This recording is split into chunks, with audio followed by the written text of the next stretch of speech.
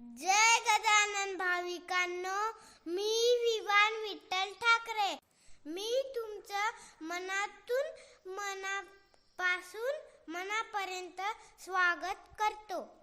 अनंत कोटी ब्रह्मांड नायक महाराजाधिराज योगीराज परब्रह्म सच्चिदानंद भक्तपती पालक शेगाव निवासी समर्थ सद्गुरु श्री गजानन महाराज की जय. जय गजानन भाविकांनो, श्री गुरु गजानन सेवा महाराजांचे दिव्यानुभव या भागात आज आपण श्री संजय विजय पवार भाबानगर नाशिक या माऊलींचा अनुभव पाहणार आहोत.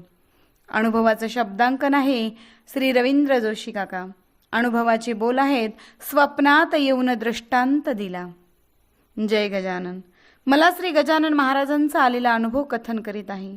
आम्ही डिसेंबर 2018 मध्ये अक्कलकोटला श्री स्वामी समर्थाच्या दर्शनाला गेलो होतो. तेथे एका दुकानात आम्हाला स्वामींसाठी जे अत्तर वापरतात ते आम्ही विकत घेतले व ते आम्ही वापरू लागलो. त्यानंतर आमच्या सोसायटीतील सौ गडगे काकूंकडे दरवर्षी गजानन महाराजांच्या प्रगट दिन साजरा केला जातो. एके दिवशी त्या बाहेरून भाजीपाला वगैरे घेऊन सोसायटीत आमच्या घरी आल्या व त्यांनी मला विचारले की तुम्ही कोणते अत्तर लावले आहे, त्याचा वास खूपच छान आहे.